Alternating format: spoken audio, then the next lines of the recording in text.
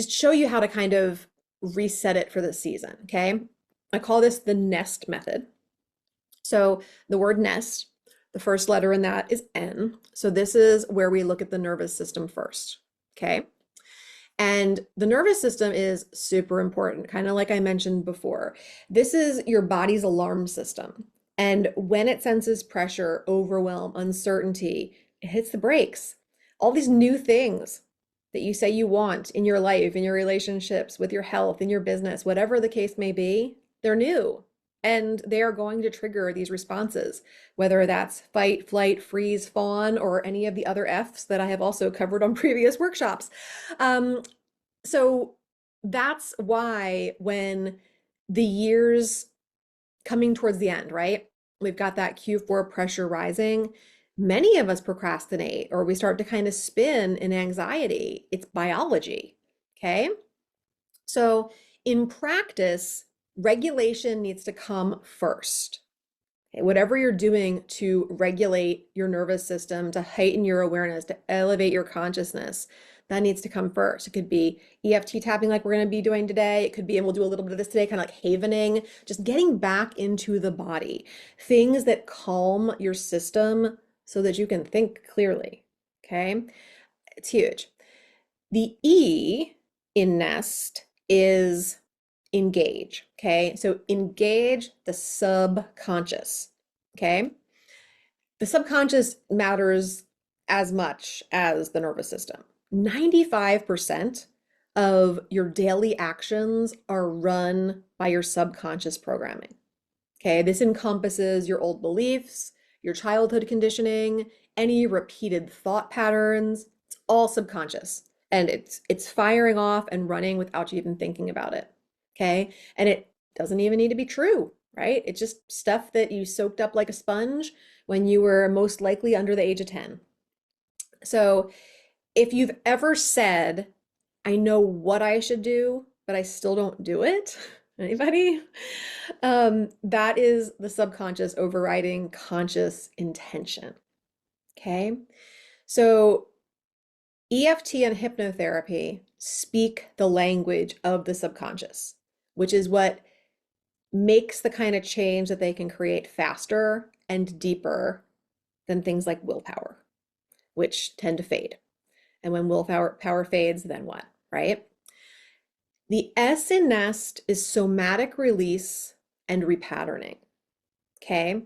Because stress and trauma don't just live in your mind, they live in your body, okay? Until you move it, it stays.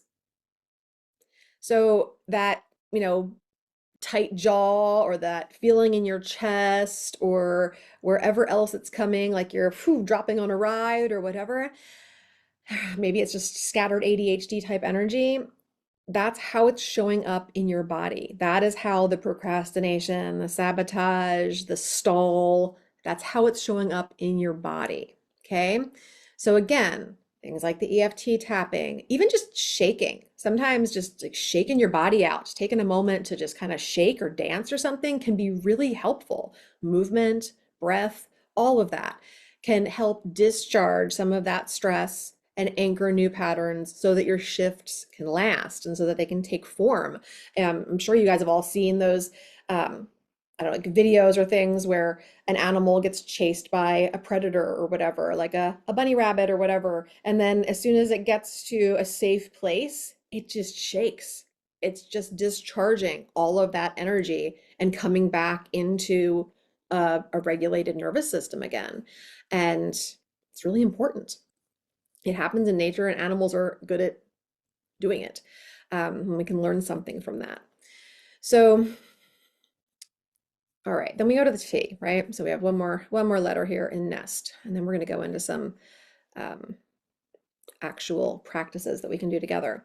So this is where we're again training that new identity, okay? Because once the nervous system is calm, and the nervous system doesn't just get calm and stay calm, guys. You're going to have to learn to work with your nervous system and work with it regularly.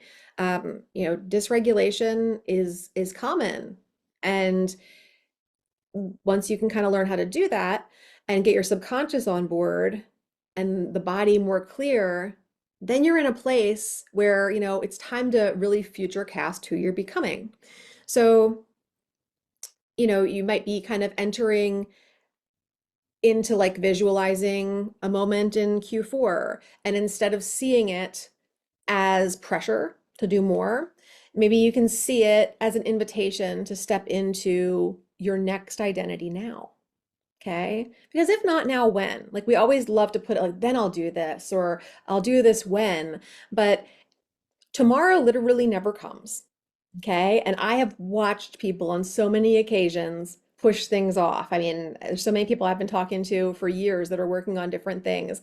And literally sometimes years pass and it's like, oh yeah, I'm going to do that in like 3 more months. It's like, well, that's what you said last year at this time. So it's like, when you going to do the thing?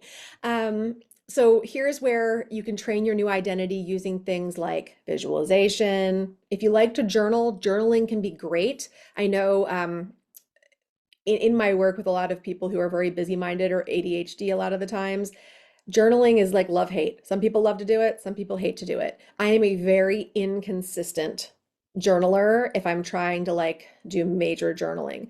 But I personally find that like a notes app kind of thing where I just drop in a little thing here and there, that works very well for me.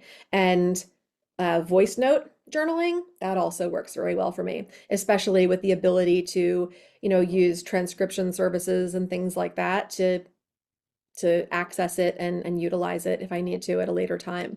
So, but if I have to actually sit down and write, I find that my brain moves way faster than a pen on paper and I get frustrated. So I don't know if anybody else experiences that. Faurine says so much resistance to journaling. All right, you're my people. That's I get that. So yeah, so that's the N.E.S.T method, right? Nervous system, subconscious, somatic release, training identity. Okay. This is how you combat sabotage. Okay. And I hate to even say like combat or fight it because, like I said before, this is protective. Like there's so much that's actually valuable about why and how we procrastinate and sabotage. And when we can like judge ourselves a little bit less about it, then we can bring in that awareness and we can move the patterns with so much more grace and compassion than if we're just beating ourselves up for like, oh, I didn't do the thing again. What's wrong with me? And I'll just fail anyway. And it's not for me. And I don't know what to do. We fall into victim mode and then nothing gets done. So, all right. Alicia said the same thing. I feel the same. Brain is faster than hands. Yep, exactly my thoughts. Cool. Glad I'm not alone there.